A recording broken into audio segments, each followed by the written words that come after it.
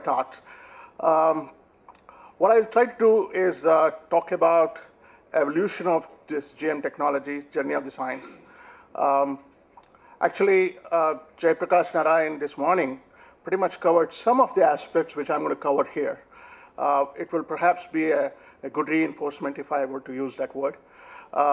Nevertheless, I'll try and see how we can look back to the history, because I know there is a lot of speakers today who are going to talk more about the future and the future technologies which is lined up. So perhaps this is one presentation which will allow us to look back and see what has been the evolution of this. So in my terms, genetic modification is as old as agriculture. So after a period of wanderness and nomadic behavior, people begin to settle down in one place and learn the technique of raising plants.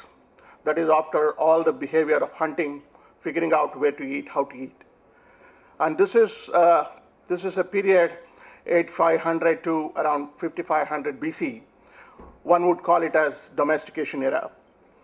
And the picture which you see there is one such example where the wild types, or the progenitor which you see on the left-hand side, is the progenitor of today's corn. One could barely imagine what it would look like, the cob which you see there, so tiny looking, ugly looking one, which because of domestication resulted in today's modern corn. Later, people became a little bit more intelligent, and farmers, to me, are the original plant breeders. What you see, I am not sure whether it's very clear here. It's a tile which is taken from what is today's Turkey, which kind of, if you look at it closely, it perhaps depicts some kind of farming operation in a palm orchard. And in fact, around 1800 BC was when the date palms were improved by people in Babylonia using this particular art of breeding. So the art of plant breeding continued around the world, and farmers tapped into this crop diversity and selected the characteristics they wanted. And what you see here is a box of tomatoes, actually. These all look very different, but they're all tomatoes. What it means is that each one in their geography selected and adopted something which was very fitting to their dietary requirements or the eating needs.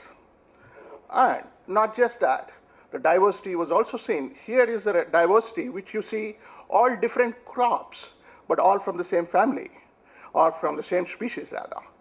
In other words, we know these are scole crops, cabbage, cauliflower, all diversity, but they're all translates back into the same genus species. The association of statistics or application of statistics, that is the power of statistics really helped breeders to analyze and kind of really make benefits of that.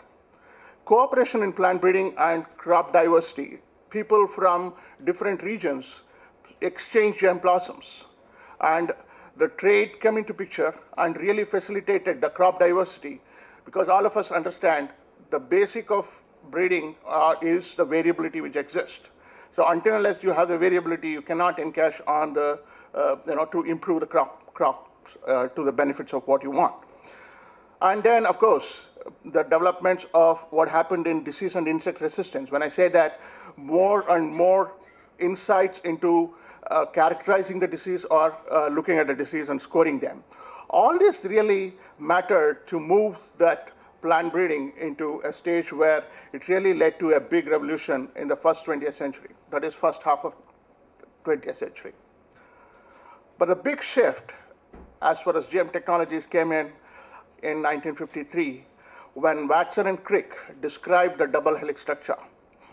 That's when the insight into how DNA carries genetic information, though it was defined earlier, this was the first time a mechanism was postulated by Watson and Crick, and quickly it was followed by Crick stating, another Crick actually, a different Crick, stating the central dogma of molecular biology. That was quickly in 1958.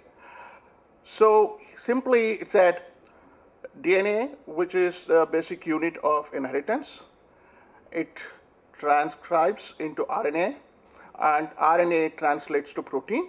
And protein, which is a sequence of amino acids, which was well elucidated by Dr. Sasikiran just now, is the functional unit. And that's the one which translates into the phenotype or the trait which we see in the plant.